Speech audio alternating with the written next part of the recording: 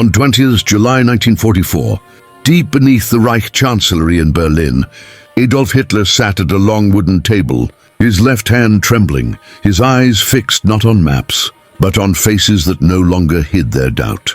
The air in the bunker was stale, heavy with smoke and fear, and for the first time in years, silence spoke louder than obedience. Outside, the war was already slipping away. Cities burned nightly, armies collapsed by the mile, and inside this room, something far more dangerous was happening. That morning, Hitler had survived an assassination attempt at Rastenburg. East Prussia, 1944. A bomb meant to end both the man and the war. He escaped with burns and a shattered confidence. But survival did not bring relief. It brought revelation. As his generals gathered again in Berlin, stiff-backed and pale, he saw it clearly. Not loyalty, not faith, but calculation. These were men who once believed in him absolutely, now measuring distance from a sinking ship. Field Marshal Wilhelm Keitel stood rigid, eyes lowered, while Heinz Guderian avoided direct gaze. And in that subtle avoidance, Hitler felt betrayal more sharply than any explosion. He spoke of destiny, of providence, of Germany's historic mission, yet the words echoed hollow, even to himself. Reports from Normandy were disastrous. The Eastern Front bled endlessly, and the Allies pressed closer every day, tightening a noose no speech could loosen. In private moments that evening, pacing the narrow corridor of the bunker, Hitler's rage turned inward. He muttered about weakness, about treason, about generals who lacked will. Yet beneath the anger was something new, recognition. They no longer believed his visions, his instincts, his promises of miraculous reversals. The spell was broken. Germany's fate now rested in the hands of men who followed orders without conviction, and a leader who sensed, perhaps too late, that belief was the true engine of his power. When that belief died, the Reich began to die with it. On 20 July 1944, Berlin awoke under a low grey sky, and inside the Führerbunker, Adolf Hitler sensed the war had entered a different phase. Not one of battles, but of trust, eroding in real time. The failed bomb had not strengthened his authority. It had exposed how fragile it truly was. Every footstep in the corridor sounded cautious now, every salute slightly delayed, every report carefully worded. That morning briefing revealed more than maps ever could. As officers spoke of Normandy, of Soviet advances near Minsk, July 1944, their voices were precise but passionless. Hitler noticed it instantly, the absence of belief, the mechanical delivery of disaster. He interrupted often, snapping at details, demanding explanations, yet no one argued with fire anymore. They complied, they nodded, they waited for the tirade to end. In a private outburst recorded later by aides, Hitler raged about cowardly aristocrats and rotten generals, accusing them of lacking the ideological faith of earlier years. Yet this fury was defensive, a shield against an unspoken truth. These men were no longer inspired, they were managing decline. Even Martin Bormann sensed the shift, tightening control over access, filtering conversations, trying desperately to preserve the illusion of absolute command. That evening, Hitler spoke bitterly about Stalingrad, February 1943, calling it the moment when faith first cracked. He claimed the army had failed him, not the other way around, yet his voice faltered when, recalling how many officers had privately questioned him since then. The assassination attempt merely confirmed what he feared. Loyalty had become conditional. As night fell over Berlin, Allied bombers rumbled in the distance, shaking dust from the bunker ceiling.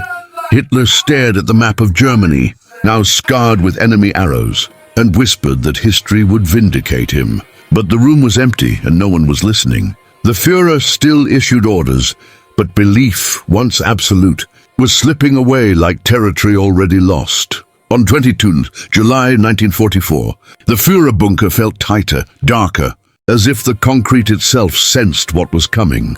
Adolf Hitler rose late that morning, exhausted not from injury, but from the mental strain of ruling men who no longer trusted him. His hands shook more noticeably now, and aides carefully avoided watching for too long. The illusion of control still existed, but it required constant maintenance. At the Daily Situation Conference in Berlin, July 1944, Hitler unfolded maps with sharp, jerking movements, pointing toward fronts that were already collapsing. He spoke of counterattacks, of divisions that existed only on paper, of reserves that his generals knew were gone. When Heinz Guderian cautiously mentioned fuel shortages, Hitler snapped, accusing him of defeatism. Yet the room remained calm, disturbingly calm. No one raised their voice. No one challenged him outright.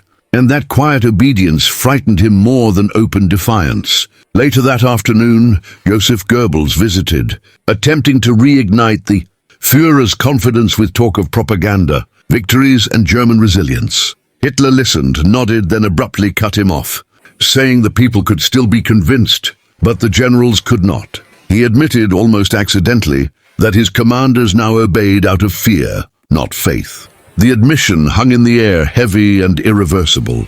Memories haunted him, the early days of 1939. Berlin, 1939, when generals leaned forward eagerly, when victories in Poland and France felt inevitable.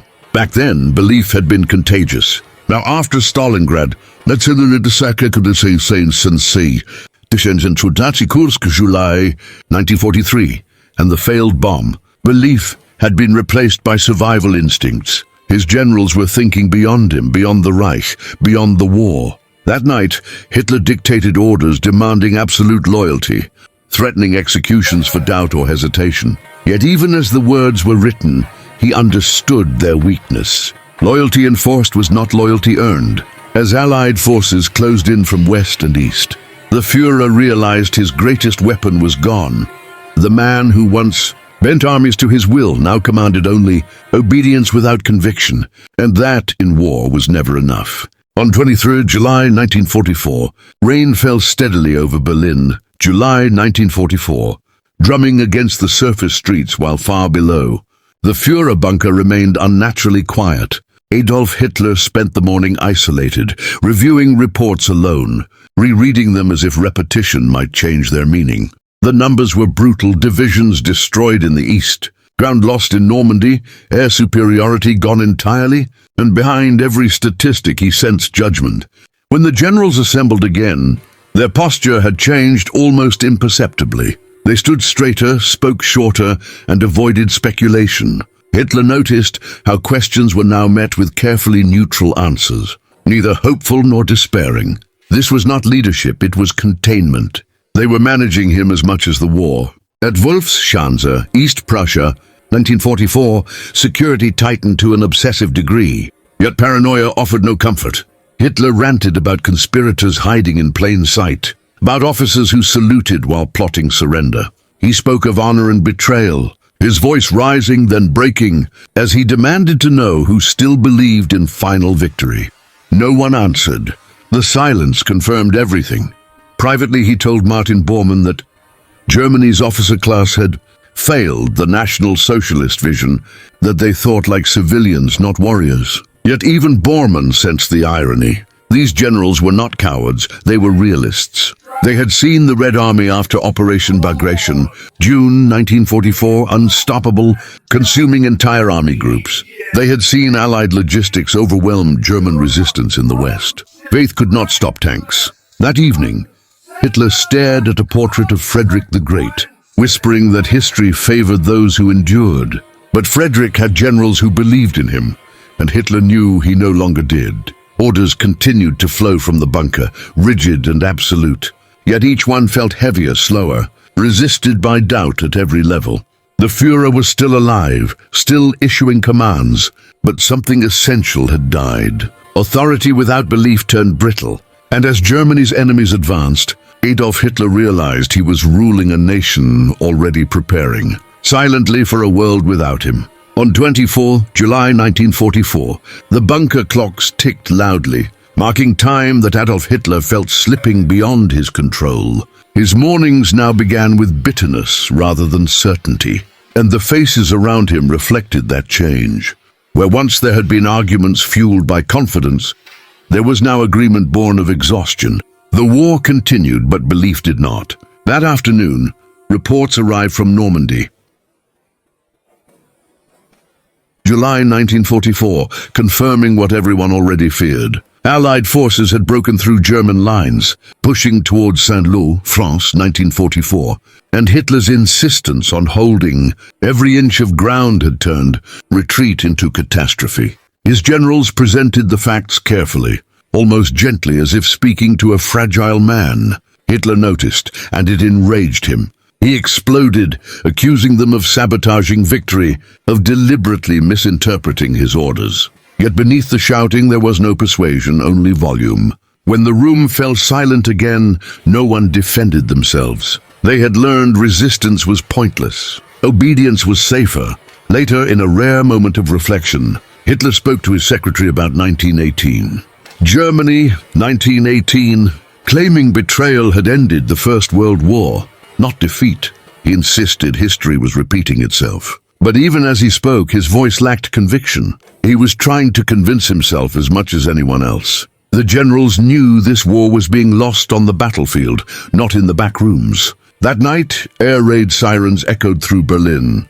Shaking dust loose from the bunker ceiling, Hitler remained seated, staring at a map that showed enemy arrows closing in. He whispered that miracles had happened before, that destiny still favored him. Yet the room offered no reply. The realization was inescapable. His generals were no longer partners in vision, only administrators of collapse. They followed orders because they had to, not because they believed. And Adolf Hitler, once a man sustained by absolute faith, now stood alone, surrounded by subordinates already thinking beyond his command. On 25th July 1944, dawn barely reached the depths of the Führerbunker, and Adolf Hitler began the day already furious. The date itself felt heavy, another mark in a month defined by betrayal and failure. His body ached, his hands shook, and the strain of command was visible to everyone who stood near him, even if no one dared mention it. At the morning briefing in Berlin, July 1944, Hitler was informed of the Allied offensive, known as Operation Cobra. Normandy, 1944, a massive breakthrough driven by overwhelming air power. The generals explained carefully how German lines were collapsing under relentless bombardment. Hitler listened, then erupted, claiming the Luftwaffe had been betrayed, that commanders lacked nerve, that willpower could still reverse everything. Yet his words no longer inspired fear or belief, only weary acceptance. For the first time, Hitler sensed something chilling. His orders were being delayed, softened, sometimes quietly ignored. Commanders at the front were adapting on their own, retreating without permission, choosing survival over ideology. This was unthinkable only a year earlier. The Führer, who once dictated every movement, now issued commands that dissolved before reaching the battlefield. Privately, he ranted about generals who had lost faith after Stalingrad, February 1943, accusing them of infecting the army with pessimism. But the truth pressed in from every side. Germany lacked fuel, aircraft, trained reserves, and time. Faith could not replace steel. That evening, Hitler stood alone in his room, staring at himself in a mirror, barely recognizing the man reflected back. He muttered that history would curse those who doubted him, yet the anger felt hollow. His generals were no longer enemies or allies, they were witnesses. The Führer still ruled on paper, but belief, the force that once carried him from obscurity to power, was gone. And on 25 July 1944, Adolf Hitler understood something terrifying. A leader without belief is already defeated, even before the final battles are fought. On 26 July 1944, the atmosphere inside the Führerbunker grew colder. Not in temperature, but in spirit. Adolf Hitler woke after a restless night, plagued by fragments of conversations, half-spoken doubts, and faces that no longer looked to him for certainty. The war had reached a point where obedience survived, but faith had vanished. That morning, new intelligence arrived from the Eastern Front. C.S.A. Westnetadesti, July 1944, confirming the scale of disaster after Operation Bagration, June 1944. Entire German formations had ceased to exist, swallowed by the Red Army's advance. As the figures were read aloud, Hitler stared at the table, not interrupting, not shouting, simply listening. The silence unsettled his generals more than any rage ever had. When he finally spoke, his voice was low, controlled, and edged with bitterness. He accused the officer corps of thinking like accountants rather than warriors, of measuring losses instead of demanding sacrifice. Yet even as he spoke, he could see it in their eyes. They had crossed a line. They were thinking about how the war would end, not how to win it. Later, in a tense exchange with Heinrich Himmler, Hitler questioned who could still be trusted. Himmler offered reassurance, promising loyalty, but even that sounded rehearsed. Everyone now chose words carefully. Nothing was spontaneous anymore. In the afternoon, Hitler ordered renewed offensives on paper, imaginary arrows pushing enemy forces back. The generals nodded, took notes, and quietly planned how to limit the damage. For the first time since 1939, Germany 1939, the Führer sensed his commands were suggestions rather than law. As night fell, Berlin trembled under distant bombing, the city slowly dying above ground. Hitler stood listening, hands clasped behind his back, whispering that the German people would endure. But endurance required belief, and belief had already deserted him. The truth was unavoidable. His generals no longer saw him as the man who shaped destiny, but as an obstacle to be managed until the inevitable arrived. And Adolf Hitler, once the center of absolute loyalty, now ruled only by habit, not conviction. On 27 July 1944, the bunker felt more like a tomb than a command center. Adolf Hitler moved slowly now, his steps measured, his voice quieter, as if the walls themselves were listening. The failed assassination had changed everything, but what followed was worse. The gradual realization that belief could not be forced back into existence. That morning, he summoned senior officers in Berlin. July 1944, not for strategy, but for reassurance. He spoke at length about loyalty, about history, remembering those who stood firm in the darkest hours. The generals listened politely, respectfully, yet their eyes revealed distance. They had heard it all before. Words no longer altered reality. Reports from Italy, July 1944, confirmed Allied advances toward Florence, while in the West, German defenses crumbled further under relentless pressure. Hitler dismissed these setbacks as temporary. But even as he spoke, he sensed disbelief filling the room. He was no longer convincing anyone, not even himself. In private conversations, he complained that his commanders lacked ideological commitment, that they fought without faith. Yet ideology could not replace fuel, aircraft, or men. The generals understood logistics, and logistics told them the war was lost. They obeyed orders because disobedience meant death, not because victory was possible. That afternoon, Hitler dictated harsh decrees, demanding unconditional obedience, reinforcing the death penalty for hesitation or retreat.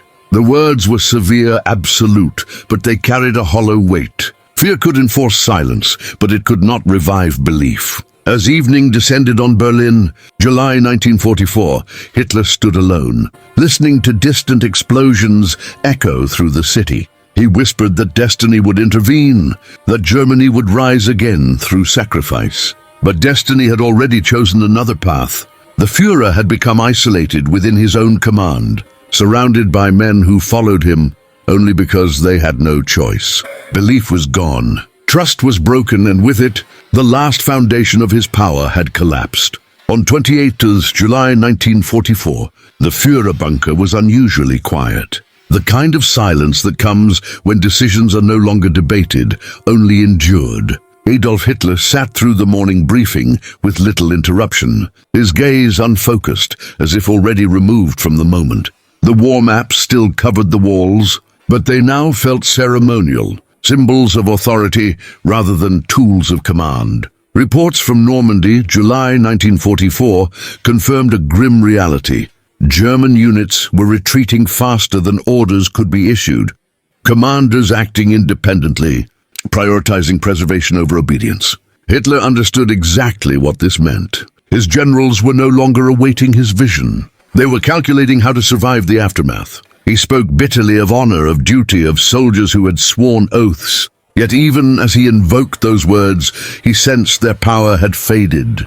Oaths meant little when faith in leadership was gone. The generals nodded respectfully, then returned to their own quiet conclusions. In a rare moment of candor, Hitler admitted to an aide that the army no longer trusted him to lead Germany to victory. The statement was not shouted, not framed as accusation, but delivered flatly like a diagnosis. He blamed foreign influence, sabotage, weakness, anything but his own decisions. Still, the truth lingered in the air.